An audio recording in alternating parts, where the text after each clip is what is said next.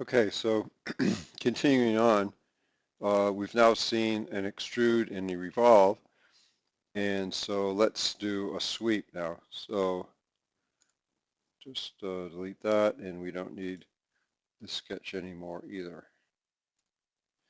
Okay, so what I'm going to do is create a helix. So I'm going to work on the top plane this time and put a sketch plane. And what I have to do is first create a circle.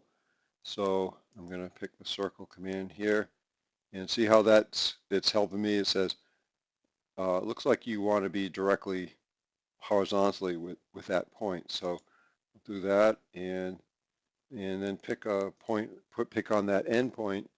Now at this point, notice it says, whoops, it says under define. So I need to put a dimension on the circle. Okay, and maybe I'll give that diameter of 2. Okay, and now it still says undefined. That's because this center, even though it was drawn horizontally over from this point, it's not constrained. So like if I grab that, I can actually move this, okay? So what I want to do is put in, I want to make this point here. I'm going to hold down the control key and pick that point and then click the make horizontal. Okay, so now it says it's fully defined. So now I can't move that anymore. But at any rate, I have a circle, and I had to create the circle so that I would be able to create the helix. So I'm just going to go to Insert and Curve and then pick Helix. Okay, and it automatically knows, well, the only thing in that sketch is that circle. So notice it's giving me all kinds of things. If I want to do a constant pitch, and the pitch would be like how much it moves per revolution. So maybe I'll make that 1, for instance. And then how many revolutions do I want? Well, maybe I'll make it 3 revolutions.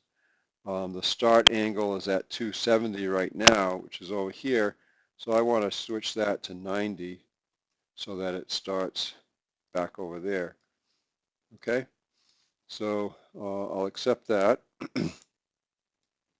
So now we have this helix, and we're going to sweep the airfoil around this helix. So I'll just again go over to this. Instead of, I'm not going to do an extrude and not a revolve, we want to do a sweep. Okay, so the first thing it asked me to pick the profile, which is this shape right here.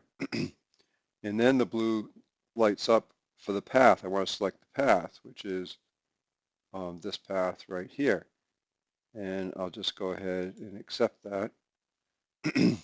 Now I still have the section button, the view section button turned on, so I'll turn that off, and you can see there's it took that airfoil shape and just swept it around following that helix.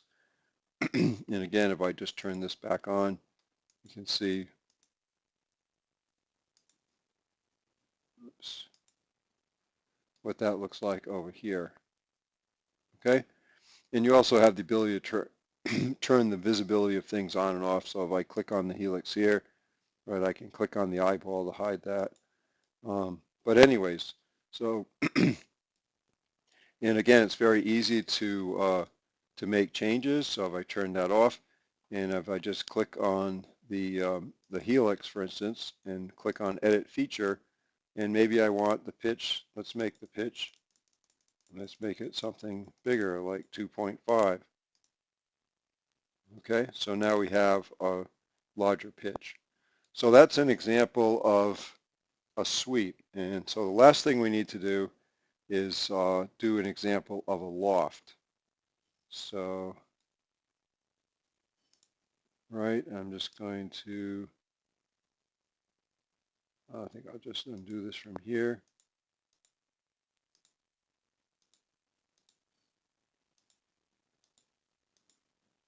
Okay, so now we're back with the sketch, and we're going to create another sketch so that we can do the loft, but I'll have to pick up with from the next video.